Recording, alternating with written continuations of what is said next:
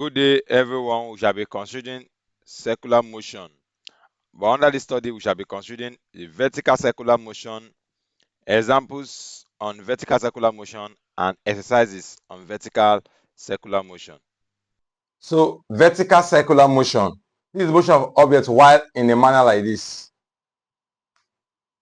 And so we are considering motion of an object where we have a rope and then attach an object of mass m. The object can be a stone, can be a bucket, can be anything, can be a bucket containing water, can be anything, and then tie the rope to the bucket and then began to while the bucket in this manner, for instance. So all we want to consider here is the tension acting on this rope at different position of this object that is moving in a circular manner. And another thing I want to emphasize here is that the length of the rope is the radius of the circle we have. So please, let's take note of that. The radius of the circle is the length of the rope. So that's that about that now. So we take different position when the object is at this position A, position B, C, and then D. So let's take position A now. We have the object now, A, like this. Now, what will be the various forces acting on this object? Well, very simple. We are going to have one, the tension. It's going to act downward. And now, why is it acting downward? Well, very simple. And that's because there's a force in our hand that pulls the rope downward. You want to verify that at this position, remove your hand or release the rope. The rope will fly out, fly upward. So it means that your hand must have been pulling it down. That concerns that tension T. Again, we have the weight of the bucket. We know that weight acts vertically downward. So this is the weight. And then lastly now, these two forces, take note, contribute the centripetal force. And understand there will be a centrifugal force acting outward because it counterbalances the centripetal force. And that centrifugal force is giving us mv squared over r. So these are the three forces interacting that keep this thing in equilibrium. So at the end of the day, this thing is not accelerating. A is 0. And so we want to calculate now what's that tension. So I'm going to take whatever acting downward, we take as negative and upward as positive. So the forces will be minus T, then minus W because acting inward, and then outward is positive. So plus mv squared over r. At the end of the day, it should be equal to ma. After these forces interact, we get ma. But what's our a now? Our a is 0. So m times a, ma. But a is 0. So this will give us this one becoming 0, and everything here will dice off to 0. So I'm going to have, bringing these two forces here, bringing the t here, I'm going to have mv squared, yes, over r, then minus w. But we know that, okay, let's write first, is equal, minus w is equal to t. But we know that w, which is the weight, is mg. So eventually you can say t at position A. Let me say t at position A is now equal to mv squared over r plus mg. So that's that. So minus mg, because this is minus. That's that about the tension at position A. Okay, now at position B, how is it going to look like? Let's take analysis for that as well.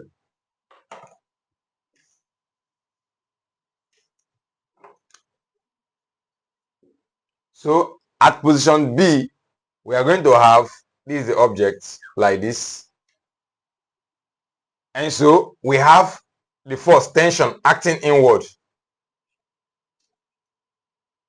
The weight is acting out of plane. The weight will act like this. This is the object. You know it's acting vertically downwards. So acting like this. So it's out of the plane of the motion, the part we are considering. There's the weight. So I'm not using this. It's out of this plane here, or this axis here. Then the next one we have is centrifugal. So the only thing contributing to the centripetal force here is just the tension. And then I'll have a centrifugal force acting like this. mv squared over r. These two interacting will now give us an equilibrium, meaning that the object does not accelerate. So at the end of the day, what would we have here?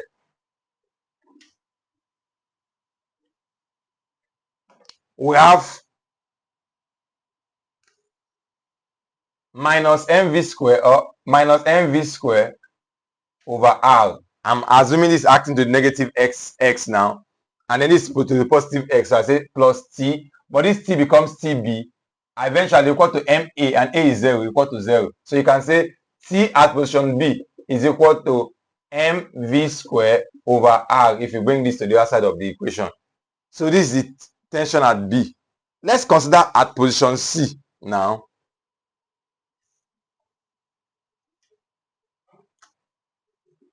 So at position C, this is it here now. C. What are we going to have? I'm going to have the weight. How will the weight of this object act? Then downward. This is the weight. Always acting vertically downward. That's how weight acts. There will be a tension on my hand. If this object is here, the tension will pull it inward so that this thing does not fall. Understand that if you release the rope at this position, the object will fall down. And so there's a tension acting inward. And that's the tension here. And finally, we will have our centrifugal force. The centrifugal force, how will it act? Acting outward as well, which is mv square over r. So the only thing keeping this thing inward is the tension. That's the centripetal force, contributing centripetal force. And then this centrifugal force. So at the end of the day, this thing is kept at equilibrium, where it is neither it's not accelerating. So we can tell what is our tension at this position, at this point in time now. That will be T C upward minus W minus mv square over r, because all of this acts downward, is equal to ma, which is a is 0. So that will be 0. So T C will be equal to mv square over r plus W when these two crosses to this side. But understand that the weight is equal to mg. So our TC will be equal to mv square over r plus mg. So this is tension at position C. So that's that about that. And lastly, let's look at position D.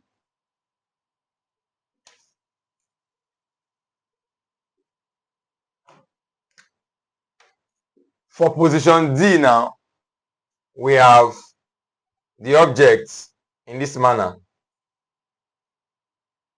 And so this object is at a particular angle, theta. So this is the object here now. So this object has a weight acting vertically downward like this. This is the weight. Make an angle of theta. I have a tension T acting inward. And then a centripetal force acting outward. mv square over r. I want to resolve along this axis. How is it going to be?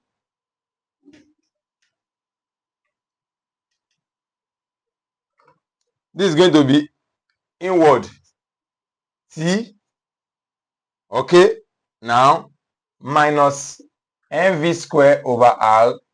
Now, if I resolve my weight to this line so that we can have everything on this line, that will be W cos theta minus W cos theta, because eventually it will be acting down outward. So that's negative.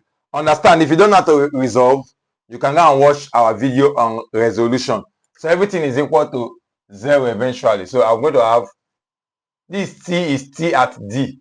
So TD is equal to mv square over r plus W cos theta. If we bring these things to this side. So T at D is equal to mv square. We know that our W is mg. So this will be TD being equal to mv square over r plus mg cos theta. So this is the force in this case now at D. Now I want to compare, where do we have the maximum, the minimum tension, or the maximum tension? Well, this is the formula we have at D. We've done at C, and that gave us mv squared over r plus mg. We've done at B, mv squared over r, and we've done at A, mv squared over r plus minus mg. So let's look at each of these now. This is the third one, the second one, and the first one we got. The question is, at what case do we have minimum tension? Obviously, the minimum tension will be in this case because we have two subtracting quantities or forces, this and this. Since they are subtracting, that will be the minimum. When do we have the maximum? Well, the maximum will occur here. So we have the maximum tension at this position here and minimum tension at this position here. This is the tension when the object is horizontal. This is it here. And at a particular angle, this is the tension. So the question can ask you, calculate the tension at a particular angle. You are using this. When it's horizontal, you are using this. Maximum tension, this is it. So max T occurs at C. Minimum T tension occurs at A. At an angle, that's D. Horizontal position, that's B. So that's that about this. Let's take one or two examples on this. Let's look at this now and let's solve. And so we're told a bucket of mass 10 kg is wound on the end of a 1.2 meter long rope. So the mass is given as 10 kg, that's the given. Mass 10 kg. And it's wound on the end of a rope 1.2 meter long, and that becomes the radius. Like I said, the length of the rope is the radius of the circle, 1.2 meter. In a vertical circle, the speed of the bucket is 6 meters per second. That's the velocity, 6 meters per second. Now we have to get the maximum tension. We understand for maximum tension, its maximum tension is given as mv squared over r plus mg. So this is going to be our mass 10 times your v 6 square all over 1.2, then plus the mass again 10. I want to assume our g here is 10 meter per second square. It will have a 9.81, but let's use 10 times 1.2 now. Sorry, g mass is 10 times 10. This is your mass and this is your gravity. So we can say T max will simply be 10 times 6 times 6 divided by 1.2. 6 divided by 1.2 will give me 5. So 5 times 6 times 10, that's 300. So we have 300 plus 10 times 10, that's 100. So this will be 400 Newton. Let me evaluate that again. 6 over 1.2, that's 5. 5 times 6, 30 times 10, 300. That's correct. So then the minimum tension now, we know that the minimum tension is mv squared over r minus mg. And so this will also be the second part. This is B. And then this is the A we are doing now. We've done already, sorry. So mv squared over r. My m in this case is 10 times 6 squared over r 1.2 plus 10 mass times g 10. This is minus. This will give us 300 minus 100. And that will give us 200 Newton. That's that about this question. Example 2. A body of mass 0.6 kg. We are given the mass 0.6 kg is rotated by a string at a constant speed v in a vertical circle. So this is a vertical circle. Always note that of radius 2 meters. So radius is 2 meters. If the minimum tension in the string is 5 Newton, that's my T min. 5 Newton. Calculate the speed v. Well, I want to take my g now. as 10 meter per second square. Okay, now calculate the speed V. So I'm going to write my Tmin formula. My minimum tension is given as mv square over r minus mg. So I'm looking for the V here now. We've been given that my Tmin is 5 is equal to the mass 0.6 times V square over the r, and the radius here is 2, minus mg. M is 0.6 times your g, 10.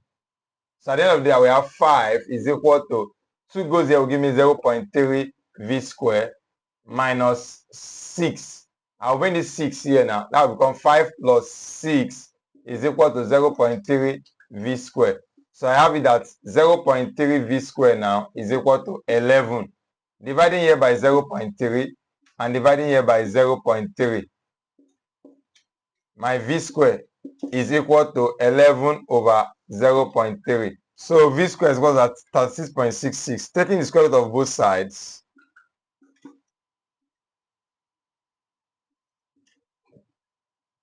our V will be equal to square root of 36.6.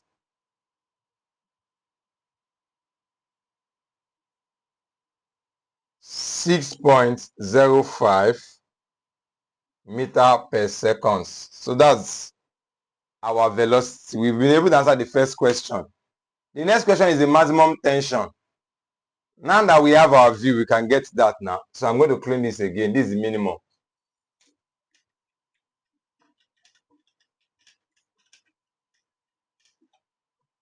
Okay, so maximum tension now, that will be equal to mv square over r plus mg. My mass 0.6. We've got our velocity now 6.05 square. That's the velocity we got over r. The radius of the circle is 2 plus mg, which is 0.6 times 10. So this will give us, let's calculate that once. 0.6 times 6.05 squared all over 2, then plus 6. This is 16.98 Newton. And then lastly, the tension when the string is just horizontal. In that case, that is the III, number 3. Number 2. Number 3 now, in the horizontal position, T is just equal to mv square over r. So that will be the mass 0.6 times 6.05 square all over 2. That will be 10.98 Newton. So that's that about this. So you can try the following exercises and we have the answers all written out. Thank you.